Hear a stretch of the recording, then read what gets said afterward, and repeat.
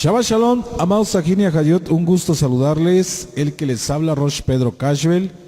Reciban un saludo cordial de la Keilah Internacional Emanuel con sede en la Ciudad de México. Queremos agradecer, como siempre, las bendiciones, saludos, buenos deseos de parte de nuestros Ajín, Ajayot, que nos ven en el interior de la República, al igual que en el extranjero. Le pedimos a nuestro Abacadosh que Él sea bendiciéndoles, que sea guardándoles, que sea protegiéndoles en todo momento, y que su amor y su misericordia los acompañe siempre. Amén. Amados Ajín, vamos a comenzar una aventura maravillosa nueva para lo que es en el estudio que vimos en esta semana. ¿Por qué? Porque iniciamos el estudio del segundo Sefer de el Torah, el segundo libro de el Torah. ¿Y cuál es este libro que vamos a hablar? Es el libro de Shemot, el Sefer Shemot, al español conocido como Éxodo. ¿Y qué quiere decir el libro de Shemot, o la palabra Shemot al español? Significa los nombres. Para eso, amados Sajini Hayot, ya tenemos el vocabulario para que usted vaya tomando nota. Más en unos momentos, abajito aquí en la cajita de comentarios se los vamos a poner también, para que usted tenga el vocabulario acompañado también de algunas citas que les pusimos acá en el pizarrón. Y sí, y bueno, en un momento dado les voy a decir las palabras del vocabulario. Y entonces, como les decía, vamos a iniciar con el segundo Sefer del Torah llamado Shemot, Éxodo, las palabras. Pero también yo le puse un título a este tema que voy a compartir, este ensayo, porque como estuvimos viendo en la semana, estuvimos hablando acerca del libro de Éxodo. Pero yo le puse un tema, le puse como título un daño irreversible. Para que tome usted nota, un daño irreversible. Bueno, vamos a comenzar entonces. Esta primer parashá abarca en el libro del Éxodo capítulo 1, capítulo 2, capítulo 3, capítulo 4, capítulo 5 y parte del capítulo 6. ¿Sí? Perec 1 al 6. Y bueno, voy a hacer un resumen pequeño de lo que es esta primer parashá del libro de Éxodo. No sin antes darles el vocabulario. Miren, la primera palabra que vamos a tener es Zoraat. Sí, que se traduce o se entiende al español como lepra, o es un tipo parecido a la lepra. Algunos sabios han dicho que esta es una comparación errónea, pero vamos a decir que es lo más acercado a lo que quiere dar en verdad como significado esta palabra. La otra palabra que tenemos es abodá, que es al español servicio. Como le dije, si no sabe usted cómo escribirlo, no se preocupe, aquí en la cajita de comentarios en un momento dado se los vamos a mandar. También está la palabra rasha, que al español significa malvado. Vamos a acompañar este estudio con un cumplimiento profético, el cual vamos a encontrar en el libro de Jeremías 1, del 7 al 8. También vamos a tener un cumplimiento apostólico, que eso usted lo va a encontrar en 2 de Corintios 6, del 1 al 10. Para que usted tome nota, ¿verdad? Bueno, con el permiso de Akadosh Baruj Hu, Todá Rabá a él, vamos a comenzar entonces, vamos a hacer un resumen y después entramos de lleno al ensayo con las apreciaciones que tenemos. Más o menos marqué, aproximadamente son tres apreciaciones con las cuales vamos a comprender este estudio. Tome nota, por favor, porque vuelvo a repetir, el tema es un daño irreversible. Y si usted quiere, también puede ponerle como subtítulo: hemos sido engañados, porque también vamos a hablar un poquito de esa parte. Es importante hablar del daño, eso es muy, muy importante, pero también vamos a hablar de que hemos sido engañados. Aquí la diferencia que en uno puede darse el caso que sea un daño irreversible, pero en el otro podemos revertirlo para bendición para nuestra vida. De eso vamos a hablar en unos minutos, amados Sahin y Hayot.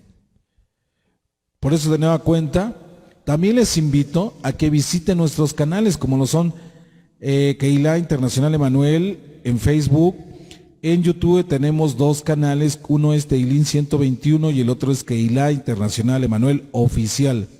Ayúdenos, suscríbase, dele me gusta, porque YouTube nos ayuda para compartir nuestros estudios dentro de las personas que visitan este medio.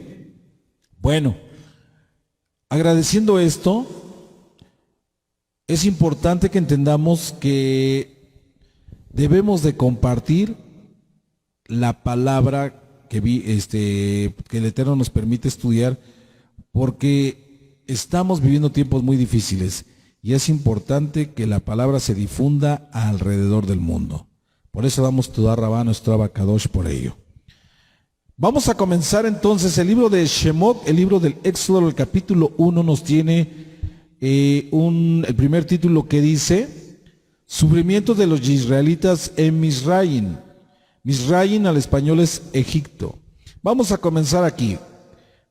Éxodo 1, del 1 en adelante dice: estos son los nombres de los hijos de Israel que vinieron a Misraim con Jacob, cada cual con su familia: Reubén, Shimón, Leví y Yehudá, Isaacar, Zebulún y Benjamín, Dad y Neftalí, Gad y Asher. El número total de personas que salieron de Jacob llegó a 70. Yosef estaba ya en Misraim. Yosef murió, así como todos sus hermanos y toda aquella generación. Pero los israelitas eran fecundos y proliferaron, se multiplicaron y aumentaron muy grandemente, de modo que la tierra se llenó de ellos. Vemos entonces que para ese momento el primer faraón ya había muerto y se levanta de él, dice que obviamente es su heredero, y en la escritura nos dice en el verso 8: se levantó un nuevo rey en la tierra de Egipto, el cual no conocía a Yosef, y le dijo a su pueblo: miren, el pueblo israelita es demasiado numeroso para nosotros. Actuemos astutamente con ellos para que no aumenten. De otra manera, si ocurriera una guerra, podrían aliarse con nuestros enemigos para pelear contra nosotros e irse del país. Ese era el miedo que tenía el nuevo Parot, el nuevo faraón que subió al trono, al darse cuenta que el pueblo del Eterno, lejos de disminuir, estaba creciendo, y por esa razón empezó a fraguar astutamente un plan, primeramente para debilitarlos, cansarlos, llevarlos a un cansancio demasiado prolongado, de forma extenuada, para aquellos que, dice, buscaran no fecundar, no crecer. Entonces, él junto a sus cortesanos empezaron a fraguar planes para actuar en contra de ellos, porque el temor que había era que el pueblo del Eterno se uniese a otro, saquearan el país, se pudieran adueñar de él o incluso irse, y ellos se quedarían prácticamente sin esclavos. Dice el verso 11: así que pusieron capataces sobre ellos para oprimirlos con trabajo forzoso, y edificaron ciudades de guarnición para el Parot. ¿Cuáles fueron estas? Pitón, dice, y Ramsés, o Ramsés. Pero mientras más los oprimías, más aumentaban y se esparcían, de modo que los mistritas llegaron a temer a los israelitas. En el verso 13, los mistritas impusieron sobre los israelitas las diversas labores que los obligaron a realizar despiadadamente. Les hacían la vida amarga con trabajos duros en lodo y ladrillos y con toda clase de tareas en el campo. El faraón, el rey de Misraim, les habló a las comadronas hebreas, una de ellas, la cual se llamaba Sifra, y la otra se llamaba Puab, diciéndoles: cuando atiendan ustedes a las mujeres hebreas, miren en el banco de parto, si es un hijo, mátenlo, si es una hija, déjenlas vivir. Las comadronas, por respeto a Jah Elohim, no hicieron lo que el rey de Misraim les había dicho que hicieran. Dejaban vivir a los varoncitos. Así que el rey de Misraim convocó a las comadronas y les dijo: ¿por qué han hecho esto? Cuando dejando vivir a los niños. Las comadronas le dijeron al Parot: es que las mujeres hebreas no son como las mujeres mistritas, refiriéndose a las mujeres egipcias. Son vigorosas. Antes de que la comadrona llegue donde ellas, ya ellas han dado a luz. Y Elohim trajo bien a las comadronas, y el pueblo se multiplicaba y aumentaba grandemente. Imagínense que las comadronas hebreas no hubieran obedecido la voz del faraón y hubieran hecho daño contra los varones del pueblo hebreo. Obviamente, más adelante iban a recibir una disciplina muy grande de parte de nuestro Abacadosh.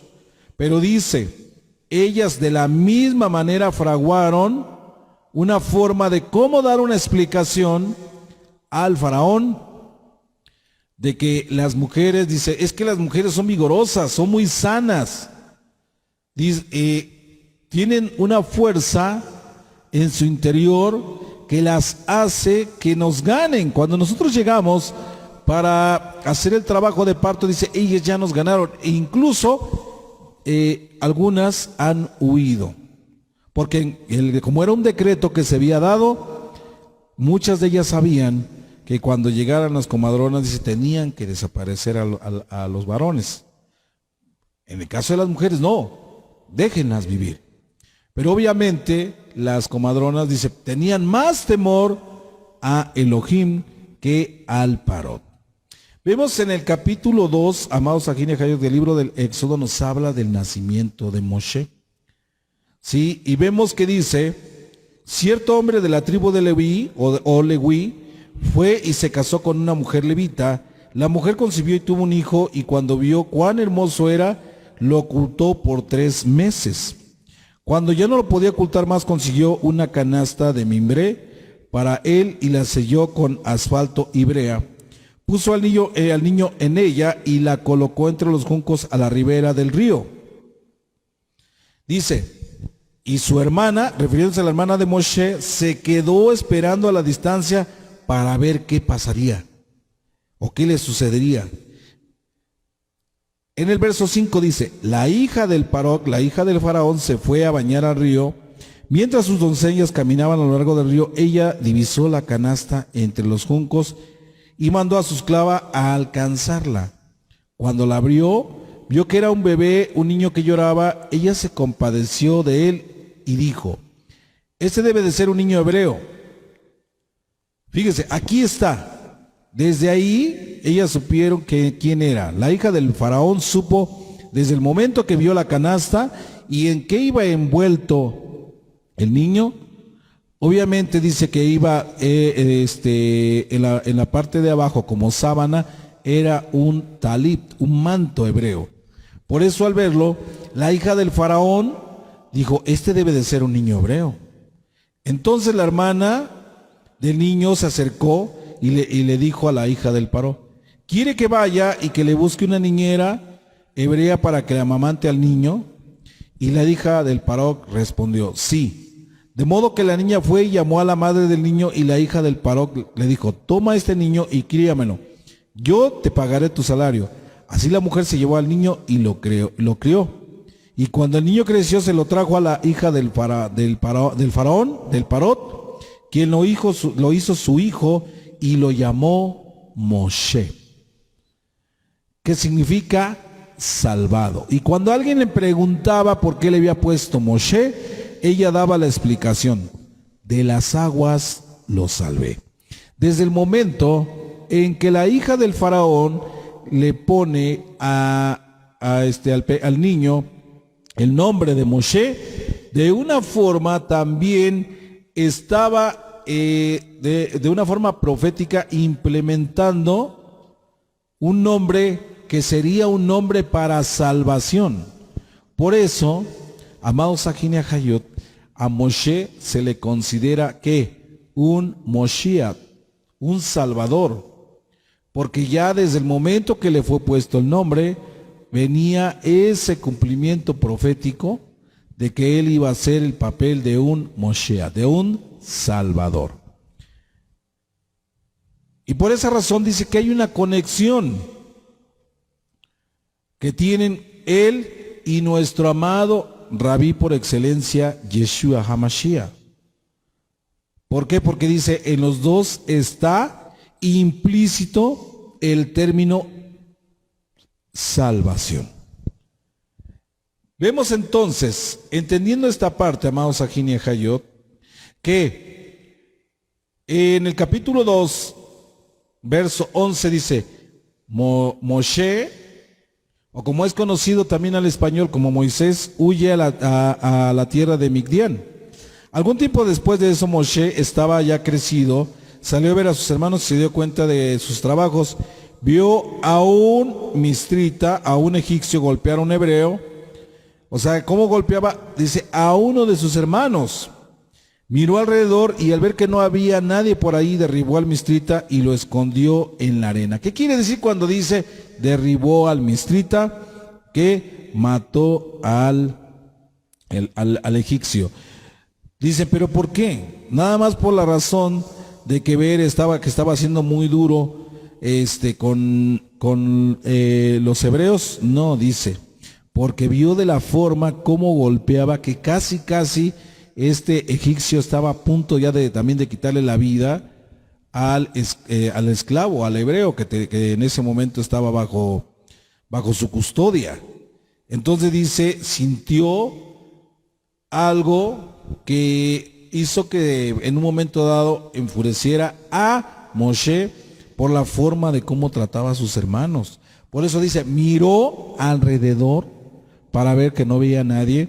Dice, y se abalanzó contra el mistrita, dice, hasta que lo derribó. Moshe era un hombre muy fuerte. Dicen que la fuerza que él tenía era comparada casi con la misma fuerza de Esad, ¿sí? O Esaú, ¿verdad? Como lo hemos estado viendo en las parashot anteriores, de las que hablamos en el libro del Bereshit, ustedes recuerdan. Entonces, vemos que dice, lo escondió en la arena.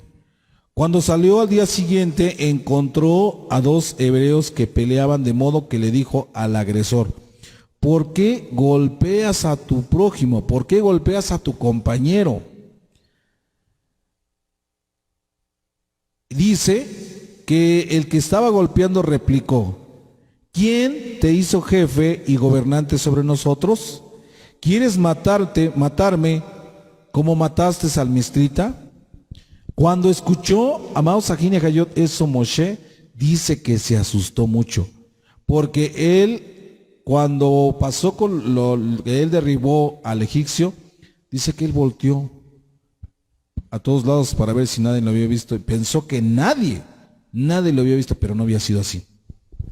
Sí hubo testigos de lo sucedido, y por eso, cuando él quiere llamarle la atención a su hermano de Emuná, le dice, ¿por qué golpeas a tu hermano? Entonces el otro se voltea y dice, ¿quién te puso sobre jefe o gobernante sobre nosotros? Dice, ¿acaso vas a hacer lo mismo conmigo como lo hiciste con el egipcio? Por eso Moshe se asustó y pensó, así que el asunto se sabe.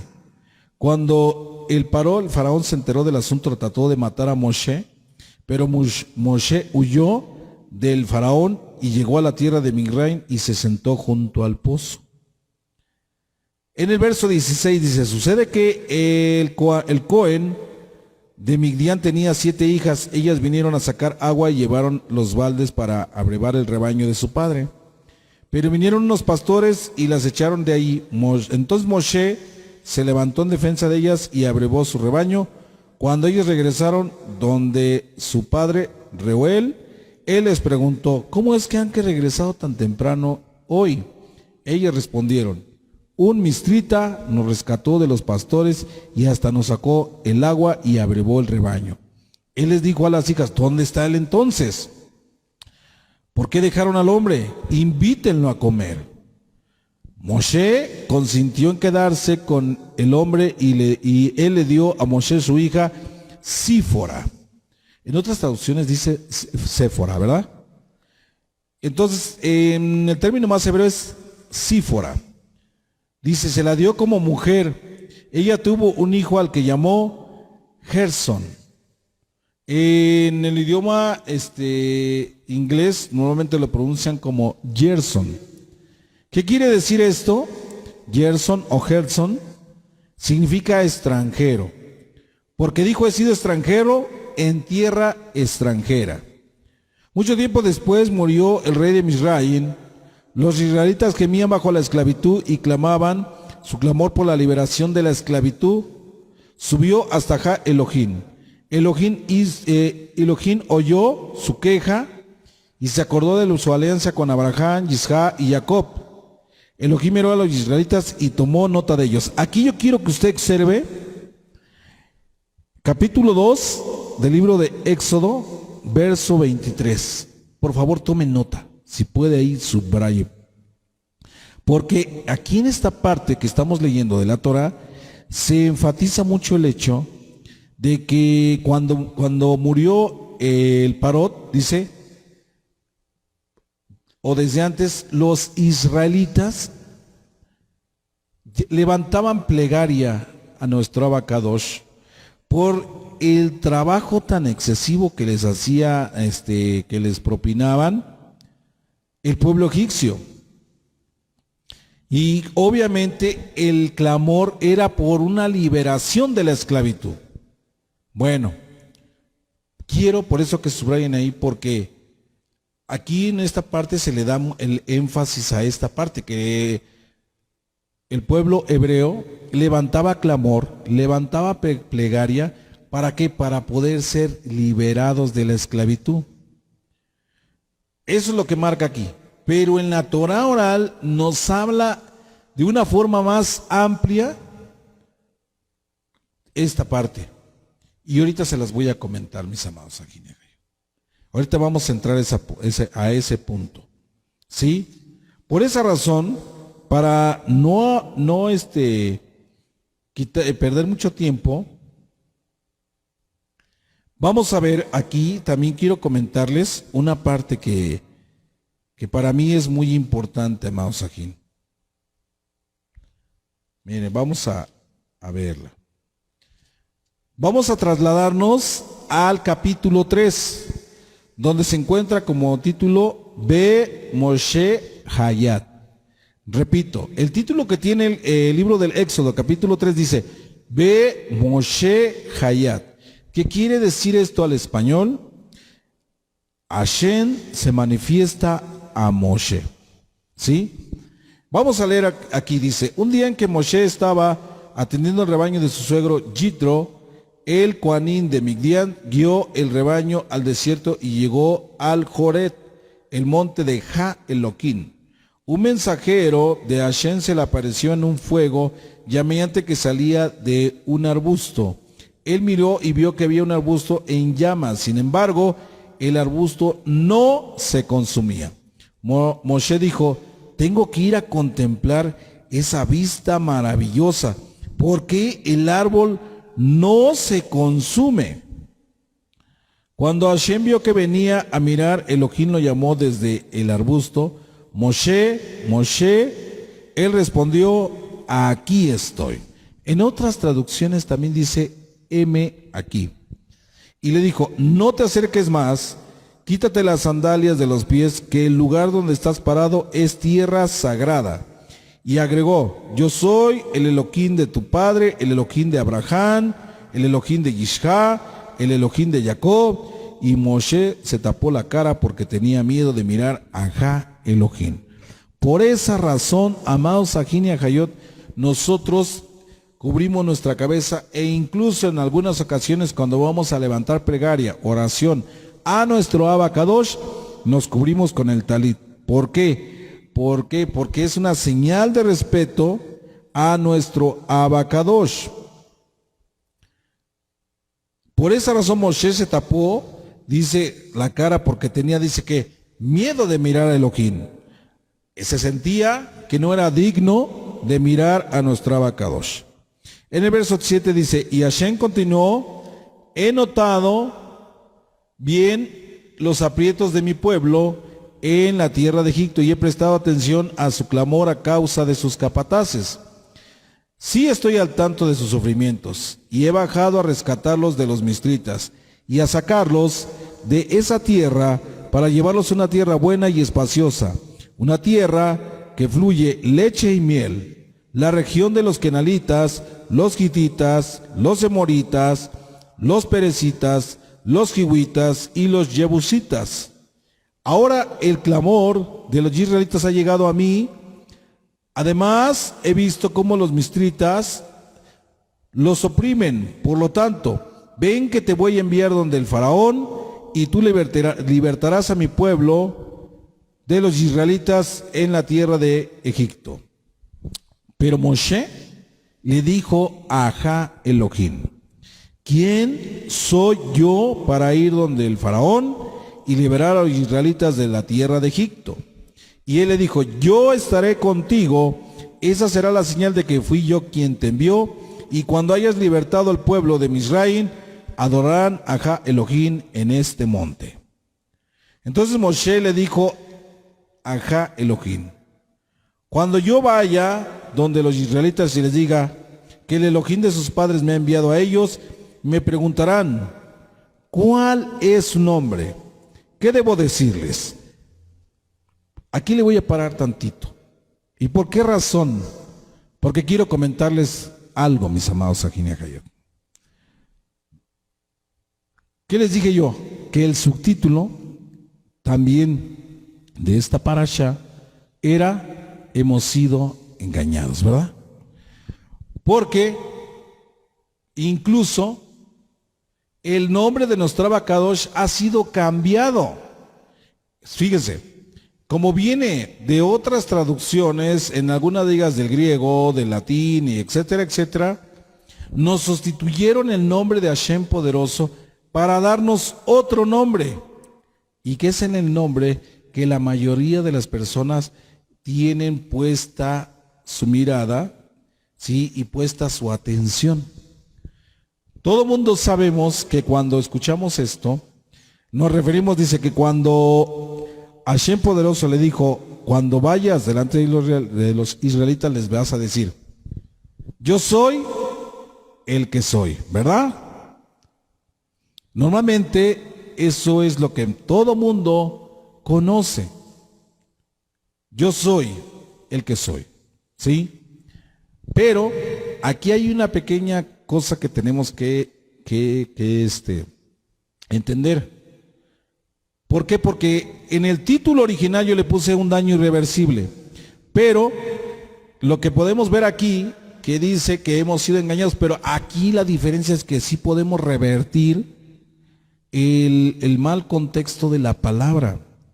¿Por qué razón, mis amados Ajín y Ajayot? ¿Por qué? Miren, porque dice en el verso 14, y Elohim le dijo a Moshe, Eyed Asher Eyed, seré el que seré. ¿Escuchó bien?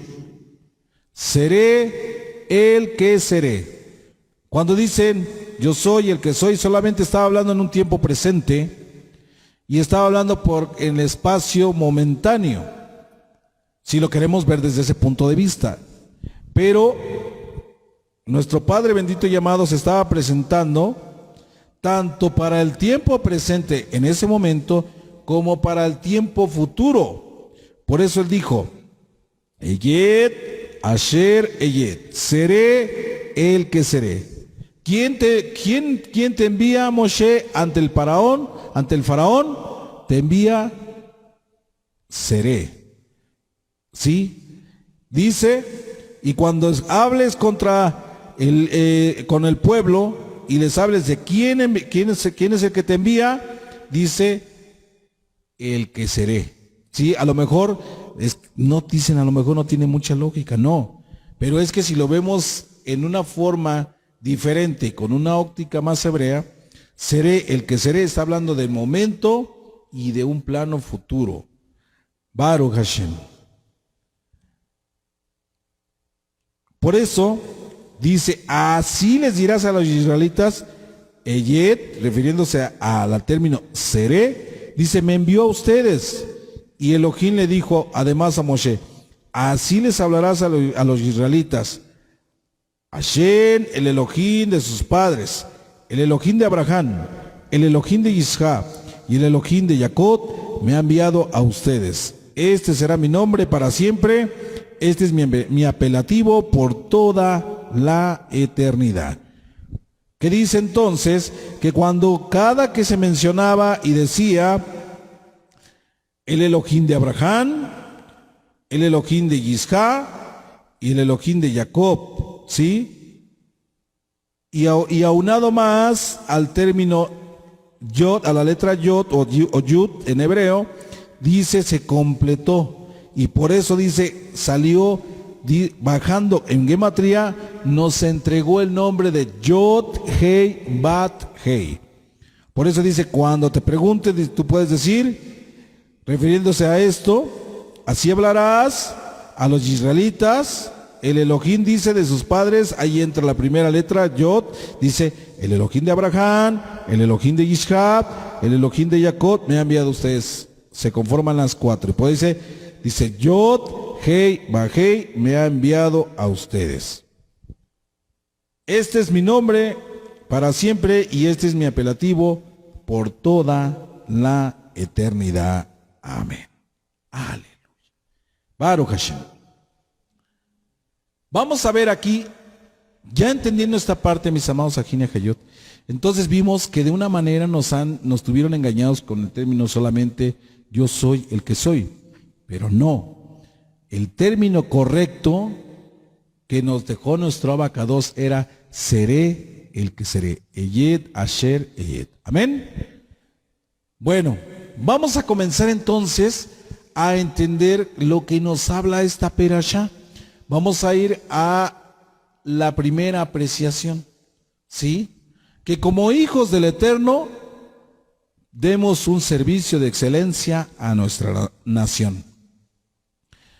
Póngale usted como título a la primera apreciación, sirviendo bien a nuestra nación. Y vamos a tomar como cita central de esto el libro de Shemot 2.23, el libro de Éxodo 2.23, donde tomamos esta parte tan importante que dice que el rey de Egipto murió y los hijos de Israel suspiraron debido al trabajo y clamaron por motivo del trabajo. Y dice, y su grito subió ¿a dónde? ¿Con quién? Con Adonai. Siguiendo la interpretación del Midrash, se encuentra esta explicación, mis amados, que realmente no es que haya muerto el faraón, sino que pasó, que fue azotado con una enfermedad de la piel llamada Zoraat, que se las di en el vocabulario. Dice, muchos erróneamente la confundieron con la lepra. ¿Por qué? Porque la Zoraat era todavía más fuerte que la lepra, la cual es considerada por la Torá, refiriéndose a la enfermedad de la Zoraat, dice, esta es considerada por la Torá como un equivalente de muerte. Como cura a su padecimiento, dice, este malvado, refiriéndose al faraón, fíjese, tome usted nota de esto muy importante. Cuando entró la Zoraat a la tierra de Egipto, dice que la mayoría, todos contagiaron, pero lo curioso del caso es que al pueblo del Eterno no le pasó, pero al faraón y al pueblo egipcio sí les pasó. Entonces, ¿qué dice? Pensó en el momento el faraón que tenía que hacer un sacrificio para poder encontrar la cura, el perdón de los dioses a los que ellos servían. Ellos tenían un dios diferente para cada cosa. ¿Y qué dice entonces? Para curar ese padecimiento, dice, este malvado, Rasha en hebreo, dice, mandó a sacrificar diariamente 300 infantes judíos, mis amados, para poder bañarse en su sangre.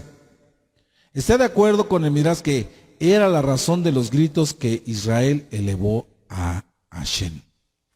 Como leíamos hace unos momentos, ve que le dije que pusiera usted atención, que ahí solamente nos marca la primera parte, que el pueblo levantaba plegaria todos los días por una liberación, porque el trabajo era muy pesado que los egipcios les daban como tarea diaria. Pero aquí vemos lo que en la Torah oral nos habla ahora y nos dice que como el faraón sufría de ese padecimiento llamado Zorat, dice, buscaba diario sacrificar 300 pequeñitos judíos. De esa manera se bañaba en su sangre y dice que él por ese medio buscaba sanar. Vemos aquí que los Midrashim y la Torah oral nos hablan que Hashem poderoso también escuchó los gritos de dolor del pueblo de Israel, del pueblo hebreo. Dice, ¿por qué? Porque querían que pararan esa masacre. Lo que resulta difícil de entender es que en el verso da otra razón para el alarido del pueblo. El motivo, como les dije, que se alegaba era solamente por el trabajo extenuante. Pero vemos aquí que se le dio, a lo mejor no se tomó muy en cuenta en esta parte el hecho de que sus hijos estaban siendo masacrados por el pueblo egipcio. Queremos explicar que en ocasiones un súbdito está obligado a dar su vida para salvar la vida del rey, ¿sí? Y en muchos de los casos dicen que el pueblo del Eterno levantaba plegaria y le pedía a nuestro Padre, bendito y amado, ya no más, que no muera un infante más. Era otra forma que el faraón buscaba para minimizar el crecimiento del pueblo hebreo. Pero en verdad, ni así podía suceder. Por esta razón vamos a hacer hablar de algo que a lo mejor no tiene comparación con lo que estoy hablando, pero vamos a observarlo. Dos opciones diferentes. El faraón que buscaba al hacer ese sacrificio de 300 niños, dice, buscaba ser sanado. Pero había ocasiones que, por ejemplo, los súbditos que tenían los reyes, no nada más voy a hablar del faraón, no, sino de todos los reyes en tiempos antiguos, si era necesario, los súbditos estaban obligados a dar la vida por el rey. No era si querían, era que estaban obligados. Del momento en que pasaban a ser cortesanos del rey, ¿sí? Y que estaban muy cercanos a él, tenían esa obligación de dar la vida por él. Vamos a ver, tales ocasiones se limitan a situaciones en que una amenaza a la seguridad del presidente o de cualquier gobernante representa un ataque, dice, a la nación. Por esa razón, el título que les dije en un momento se llama Sirviendo a la nación, ¿verdad?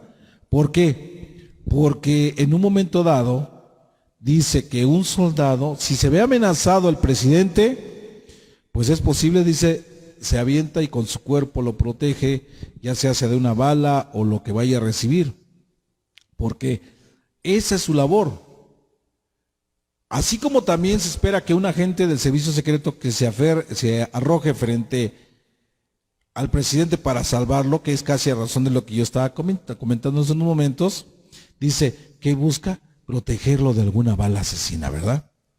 Sin embargo, esta situación en que el mandatario está enfermo de gravedad y puede ser suplido por el vicepresidente, nadie, fíjense, de los súbditos o del equipo de seguridad estaría obligado, ¿sí?, a dar sus órganos, ya fuese el corazón, ¿sí?, o alguna otra parte del cuerpo, un hígado, un riñón, para salvar al presidente. Dice, está obligado a dar la vida por el presidente cuando aquel esté en peligro, ¿sí?, de un ataque.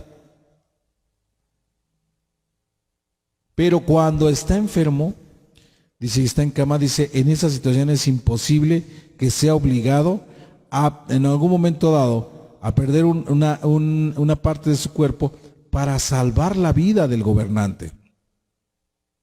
Nuestros sabios nos dan a entender que el faraón se consideraba en sus propios ojos y en su propia idea, no nada más se creía un monarca, un rey, un faraón, no, él se sentía una deidad y como tal requería de toda la dedicación total y la reverencia por parte de sus súbditos.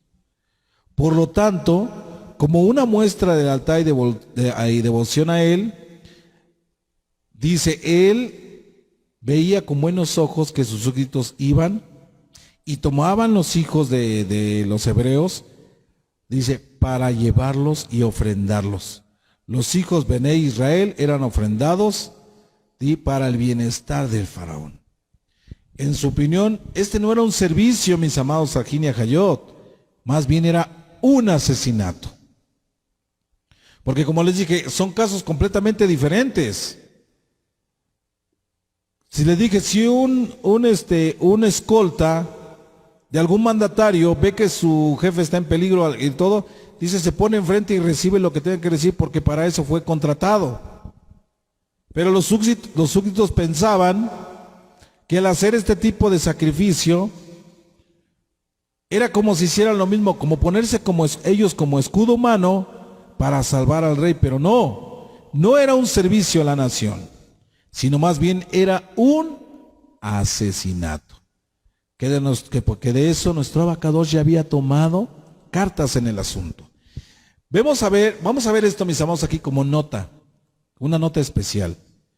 Sí, vemos que dentro de los términos hebreos se menciona el número 300, refiriéndose al sacrificio de los pequeños que se hacían a diario. Pero quiero comentarles que en realidad el número 300 es solamente un número sustituto, porque en verdad dicen que la cifra exacta no se podía dar.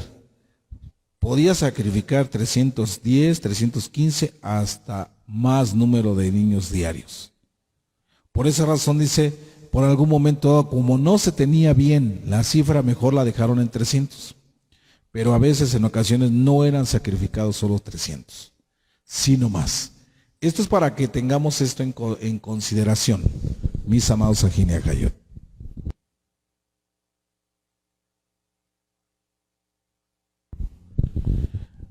Por eso, no hay ninguna contradicción en que vemos que no podemos, o incluso no podemos hacer comparación entre un sacrificio de que el ser humano se ponga como escudo, a diferencia de que los niños sean tomados para sacrificio y que el faraón a ellos los premiara y los viera con buenos ojos. Nada que ver.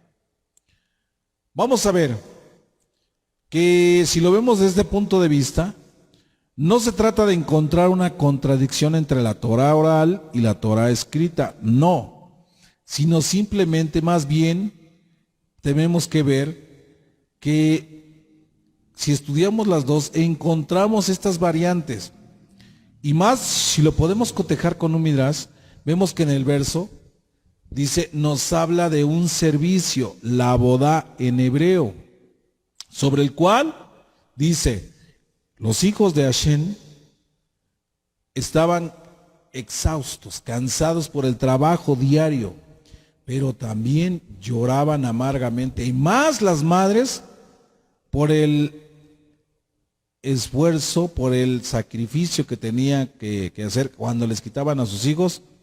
Dice, ¿por qué? Porque el paró solamente así era feliz. Así lo requería. Y dice que ese clamor también llegó a los ojos de nuestro Abacadosh.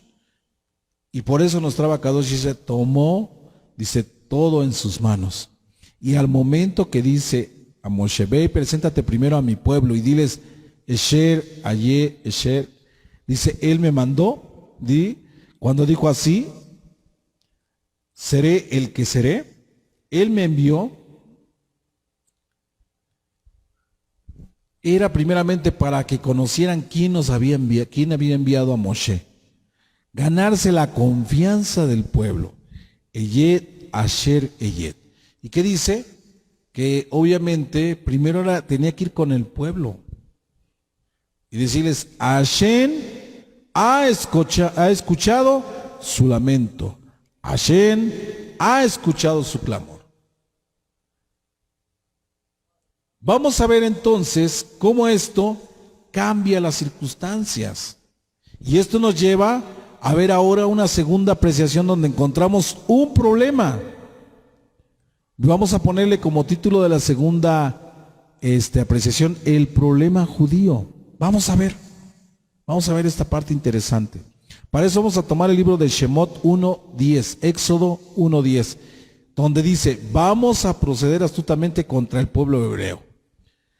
La Torá nos da un relato, que los egipcios estaban muy asustados por el excesivo crecimiento demográfico de los hijos de Israel y se sentían amenazados por la posibilidad de que en caso de guerra, los hebreos, ahora muy numerosos, unieran fuerzas con alguna nación enemiga y acabaran expulsando a los egipcios de su propio país.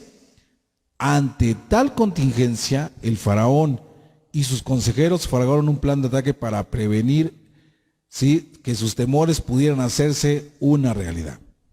Encontramos que en la Agadá de Pesach, porque déjame decirle que esta parashá, la parashá de Shemot, va ligada a la fiesta de Pesach. Pues vemos que entonces, que dentro del relato de la Agadá de Pesach, hay un verso que dice de la siguiente manera, mis amados Ajín y Ajayot, y se dice cada que llega la fiesta de Pesach, que dice, Vayariu Otanu Hamisrin. Repito, Vayariu Otanut Hamisrin. ¿Qué quiere decir eso al español? Los egipcios nos trataron de una manera malévola. Y estas palabras las refiere la Ágada de Pesach, justamente va de la mano de nuestro pasuk. Vamos a proceder, dice, astutamente contra el pueblo. Fue lo que pensó el faraón y sus cortesanos. Quiere decir, vamos a actuar de una manera, dice, astuta contra el pueblo del Eterno. Lo cual nos lleva a hacernos una pregunta. ¿Por qué el hecho de que el faraón planteó estrategias contra lo que percibía como una amenaza a la seguridad interna de su país es visto por la Torá como la más perversa de las acciones emprendidas contra los hijos de Israel? Nosotros hubiéramos creído que serían sus métodos y soluciones los que deberían ser considerados malévolos y no su deseo de protegerse. En la sociedad contemporánea continuamente se investigan y se desarrollan nuevas formas de clasificar diversas conductas y situaciones con la idea de que al poder identificar y calificar un problema se adquieren las herramientas para enfrentarlo y corregirlo, no destruirlo. Porque ellos decían, vamos a hacer que el pueblo del Eterno, dice, esté bajo mucha presión y muera.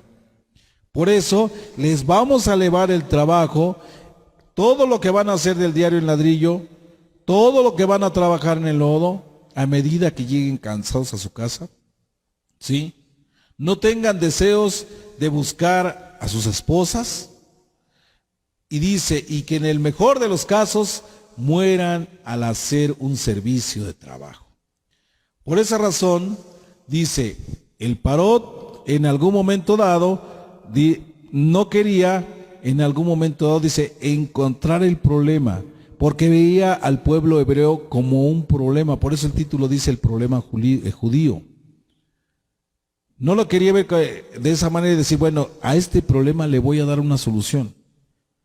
Quizás si hubiese pensado el faraón y hubiese dicho, voy a mandar a los hebreos a lo mejor a que habiten otra parte de la tierra y les voy a poner capataces y así poderlos ir esparciendo incluso hasta en el desierto. No, más bien el plan malévolo era de destruirlos para protegerse él y a lo mejor no tanto su pueblo sino estar más protegido él.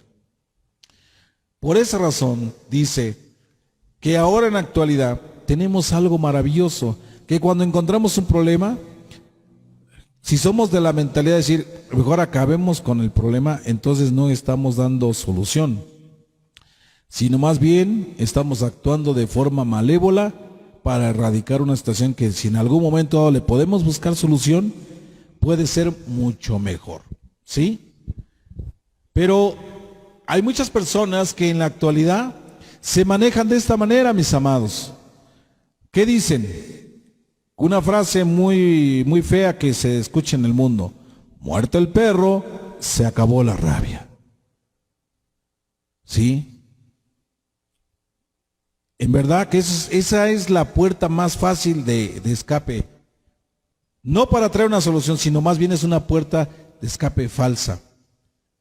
Porque dice, todo árbol, si no es cortado de raíz completa, volverá a dar fruto. Y eso es algo que no tenía en mente el faraón. Por eso dice que el faraón, engañado por su miedo irracional, etiquetó a los hebreos como un problema.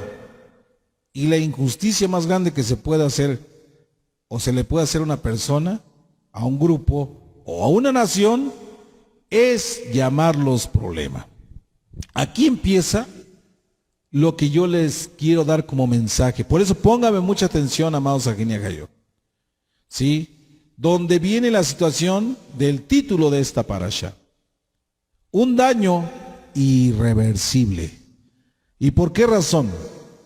Repito, el faraón, engañado por su miedo irracional, etiquetó a los hebreos como un problema. Fíjense, como un problema. Pero no lo vio de la manera de al problema encontrarle la solución. Que dice, él mejor actuó en injusticia.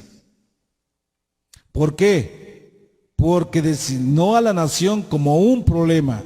Así mientras que el daño y sufrimiento causado a los hijos de Israel por los crueles egipcios que los esclavizaron duro, como máximo, dice, durante muchos años en que ellos estuvieron sometidos en Egipto, dice, no era tanto para ayudarles, sino era para afectarles y que en un momento dado muriesen por tanto exceso de labor. Dice que entonces se buscaba no afectar a la generación presente del pueblo hebreo, sino a las futuras generaciones. Al problema, decían, hay que darle solución, y si esa solución puede ser de muerte, mejor. Dice, así nos vamos disminuyendo el número de ellos para que sigan siendo sometidos a nosotros. Vamos a ahí ver entonces una percepción, ¿sí? Y vamos a verlo de esta manera. Esta percepción en algún momento pudo haberse creado por la imaginativa mente del faraón, de que los judíos eran una amenaza pública. Sigue persiguiéndonos hasta el día de hoy, así la más grande infamia y la más grande perversión perpetrada contra el pueblo yehudí, contra el pueblo judío, por el faraón. Designarlos como un problema, como una amenaza. Por eso, dice, quedó grabado en algún momento dado en una de las tantas leyes que levantaba el faraón, ¿qué dijo? Él dijo en su momento, los judíos son una amenaza pública. ¿Qué dice? Por eso a este crecimiento le vamos a otorgar el título el problema judío. Y muchos de sus cortesanos preguntaron, entonces al problema hay que darle solución. No, al problema hay que darle fin. Aplicando lo anterior a nuestras vidas como padres, y vamos a verlo de esta manera, mis amados Sajina y Ajayot, que es lo que yo quiero que me ponga mucha atención. Padres, escuchen lo que les voy a decir. Desafortunadamente, muchas personas, ¿qué dice? Que tienen mentalidad de faraón. ¿Por qué? Porque a los hijos en algún momento también los catalogan mal. ¿Y sabe qué? Usted no puede darse cuenta de que le puede hacer un daño irreversible a sus hijos, a sus seres queridos. ¿Y por qué razón? Vamos a ver. El error que a veces como padres, como educadores, tenemos. Cuando tratamos con niños, ¿qué dice? Debemos de tener mucho cuidado. Y no nada más es porque usted sea el padre, la madre, el tío, la tía. No, usted puede ser un educador, puede ser un maestro, una maestra que enseña en una clase, en una escuela. ¿Qué dice entonces? Por eso póngame atención, que cuando tratamos a los niños debemos tener mucho cuidado con designarlos como problema. ¿Cuántas y cuántas ocasiones hemos escuchado que dicen, es un niño problema? Ya todos cuando escuchamos ese término niño problema nos imaginamos que ese niño, en verdad, es problema en toda la extensión de la palabra. Inclusive, en el caso de que hayamos llegado a un diagnóstico correcto, debemos actuar con mucha cautela para asegurarnos de que no de esto vaya a trascender y vaya a ser un daño.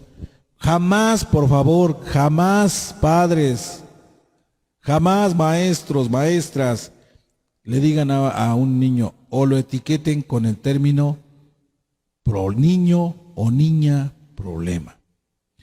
Posiblemente usted lo puede comentar entre sus compañeros, maestros o maestras, decirles que este es un niño problema, pero puede ser una etiqueta entre ustedes. Pero si usted le dice a una persona, a un niño, tú eres un niño problema, usted ha entrado en usted el espíritu del faraón. ¿Sí? ¿Por qué? Porque está viendo a los hijos del Eterno ya como un problema grave. Y eso, al niño, dice, el daño que puede causarle a su autoestima al escuchar ese término, debido a la manera en que él lo percibe por los demás, y por tanto, cómo él se verá a sí mismo, este daño puede ser irreparable. Porque si usted le dice a un niño, tú eres un niño problema, el niño lo va a retener aquí. Y va a empezar a trabajar ese chip de soy un problema, soy un problema, soy un problema, soy un rebelde, soy un esto. ¿Qué dice mejor? Lo que debe de usted es tener mucho cuidado en el término que va a ocupar para llamarle la atención a un pequeñito, porque le puede hacer un daño irreversible. Mejor ayudarlo, ver que no puede solucionar ciertas cosas, decirle no se hace así, mira, vamos a hacerlo así. Y si usted ve que esta es una situación de problema, vamos a buscar, dice que, la cura al problema. Vamos a buscar la solución al problema. ¿Dónde viene el problema? Aquí el problema son los padres, pues vamos con los padres. Porque el problema no es el niño, el problema son los padres que no han llevado en buena dirección a su hijo. Es por esa razón que tenemos que tomar esto en mucha consideración, mis amados Sajina y Ajayot. Antes de usted decirle a un niño, eres un niño problema, mejor buscar la forma de poder ayudarlo para solucionar muchas cosas que a futuro le pueden traer muchas complicaciones. Porque si un niño se mete en la cabeza, soy un niño problema, y lo empieza a guardar, el día de mañana téngalo por seguro que va a haber un futuro delincuente. Una persona que puede hacer daño, porque ya está mentalizado que para eso fue creado o para eso le enseñaron a que puede ser duro, una persona que traiga situaciones difíciles a los demás. Por eso, para cerrar este estudio, vemos la última precisión que dice antes del golpe. En el libro de Shemot 2:13 dice, y le dijo al malvado, al Rasha, ¿por qué vas a golpear a tu hermano, a tu compañero? Cuando Moshe, salió a ver la agonía de sus hermanos, estaban sufriendo, bajó el yugo de quienes, de los egipcios, encontró, dice, a 2 hebreos peleando. El texto nos cuenta que Moshe expresó al Rasha, ¿por qué vas a golpear a tu compañero? Del hecho de que este diálogo Moshe nos reclamó, ¿por qué golpeas a tu compañero? Miren, vamos a ver la diferencia de las palabras. En la primera nos dice, cuando Moshe se refiere al malvado, ¿por qué vas a golpear a tu compañero? O sea, apenas va a golpear a su compañero. Pero en la otra parte del diálogo, Moshe dice, ¿por qué golpeas a tu compañero? Y en otra traducción dice, ¿por qué vas a golpear a tu compañero? En la tradición oral original deduce que una persona que levanta su mano para golpear a otra, ya desde este primer momento es considerada malvada, aunque no haya golpeado todavía. El entendimiento que comúnmente se da a esta frase dice es que el intento de golpear a una persona es suficiente para convertir al perpetrador en un rasha, en un malvado. Sin embargo, esta forma de mirar la declaración que nos hace la Torah oral o los Midrashim contradice otro bien conocido desde otro principio. Hashem no considera responsable a una persona por su intento de violar la ley, sino únicamente por el quebrantamiento de la misma, porque entonces es la persona llamada malvada por el solo intento de golpear a otra.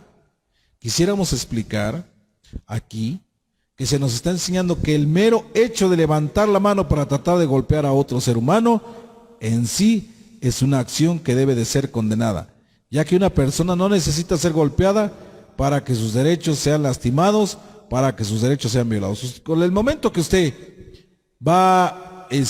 tiene una situación con una persona y usted amaga con que le va a pegar, desde ese momento usted ya le está haciendo un daño psicológico a la persona. ¿Por qué? Porque entra el miedo y el terror. Dice, entran y se apoderan del ser de la persona. El hecho de levantar la mano contra ella es en sí una violación de sus sacrosantos derechos. Y por esta violación es que la Torah denomina al infractor, al perpetrador, como rasha, como malvado. Entendiendo esto, amados Sajín y Ajayot, vamos a ver entonces que nosotros debemos de ser, dice, liberados de ese pecado de esclavitud y que en ningún momento permitamos que el malvado se suma por encima de nosotros y que lejos de ayudarnos, más bien nos vea como un problema, dice, y busque en algún momento dado deshacerse de nosotros. En muchos trabajos hay muchos hijos del Eterno que son muy buenos, pero hay competencia con el que no es hijo del Eterno. ¿Y qué dice? Ese rasha, ese malvado, en algún momento dado va a buscar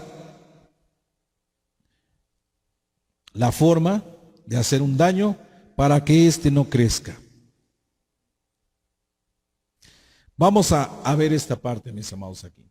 Por eso vamos a ir a verlo, esto desde un término profético. Vamos, por favor, al libro de Jeremías. Acompáñeme, por favor, libro de Jeremías.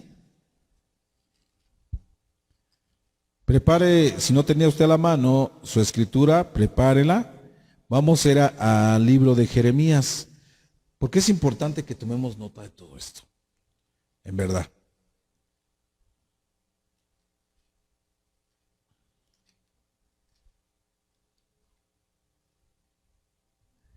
Jeremías.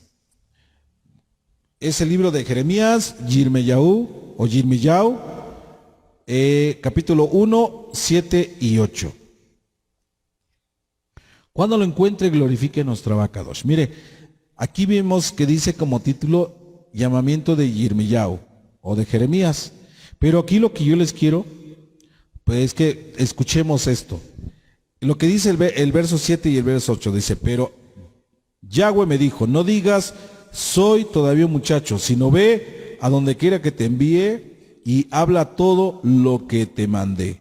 En el verso 8, no tengas temor de ellos porque yo estoy contigo para librarte, declara Yahweh. ¿Por qué? Porque fue lo mismo que le pasó a Moshe en un momento dado. Cuando él fue enviado por nuestro Abacadosh a hablarle primeramente a su pueblo y después al Parot, ¿qué dijo Moshe? Padre, yo soy corto de palabras. Que en otras palabras quiere decir, era tartamudo. Dice, mejor que hable Aarón, porque él tiene más facilidad de palabra, es más docto en esa área. Sí, Hashem le dijo, no temas y no me digas que dice que eres todavía un muchacho, que estás todavía en un proceso. Es por esa razón, amados Sajín y Ajayot, que se nos dice de una manera, jamás puedas tratar a un niño mal. ¿Sí? Y cuando una persona dice, aunque un niño está haciendo una cosa errónea, dice, trátalo a la forma, dice, que le corresponde. Si él dice, soy un muchacho, pero la acción que está haciendo va más allá de serlo, dice, entonces no digas un muchacho. ¿Por qué? Porque tu mente, tu pensamiento, dice, ya tiene la forma de cómo poder pensar para hacer cosas grandes. Mejor ocúpalas para ser grandes y no para ser una persona destructiva. Por eso Hashem le dijo a Moshe, no tengas temor, porque yo estoy contigo para librarte. Así declaró Hashem. Aleluya. Y en un complemento apostólico, si lo vemos de Segunda de Corintios, vamos al libro de Segunda de Corintios, con esto terminamos, mis amados Sajín y Ajayot. Toda Rabá nuestro Abacadosh, porque él es lindo, es grande y es maravilloso. Corintillín, ved Segunda de Corintios, capítulo 2. Vamos a ir para allá. Segunda de Corintios, capítulo 2.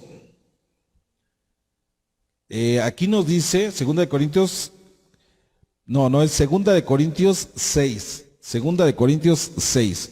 Aquí nos da como referencia que estudiemos toda, porque puede ser tomado en algún momento como un tipo jactará, pero no, sino que lo que estudiemos lo vayamos viendo para que encontremos cómo se cumple la parte apostólica de este estudio. Vamos a ver aquí, ¿qué dice entonces? Si en algún momento dado tú ves que una persona está siendo injusta, está lastimando a otra, amagando, lastimando con palabras, ¿qué dice nuestra Abacadosh? Y ahorita lo vamos a ver.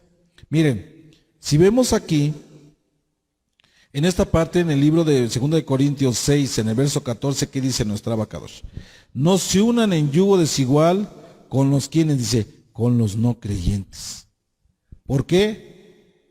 ¿Qué tiene en comunión la rectitud con la transgresión de la ley? ¿Y qué comparación tiene la luz con las tinieblas? Normalmente usted tiene que llegar a un lugar a hacer luz, ¿sí? Y vemos aquí.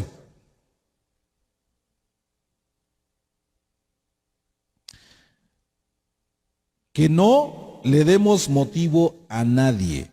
Vemos a ver entonces, 2 Corintios 6, del 1 al 10, vamos al verso 3, que dice, no le damos a nadie motivo de ofensa en nada, para que no se desacredite nuestro servicio.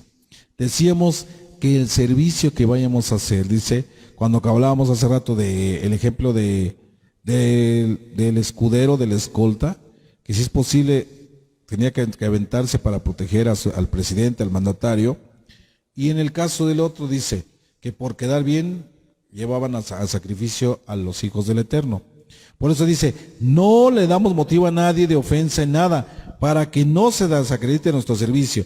Al contrario, en todo nos presentamos como servidores de Hashem, soportando con perseverancia las tribulaciones, las necesidades, las angustias, los azotes, las cárceles, los tumultos, las duras labores, los desvelos y dice, y los ayudamos.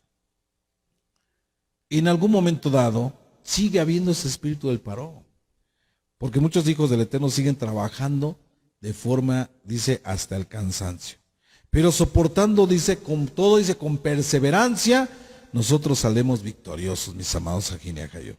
Usted lo puede leer completo, 2 de Corintios, capítulo 6, del 1 al 10. ¿Sí? Yo espero, amados Ajín y Ajayot, que entendamos entonces la importancia de entender el inicio de esta parasha y que les sea de mucha brajá su vida. Si les es de bendición, comparta con otros, mis amados. Si usted quiere estudiar también con nosotros, le invitamos a nuestro grupo de Telegram, donde puede usted estudiar con nosotros. Que nuestro Abba Kadosh en verdad le guarde y le bendiga, y que él haga resplandecer su bello rostro sobre usted, sobre su familia y sobre sus futuras generaciones. Y recuerde, la Torá es vida y el saber fortalece. Aleluya. Shabbat Shalom. Buenas y dulces. Kol tu. Amén.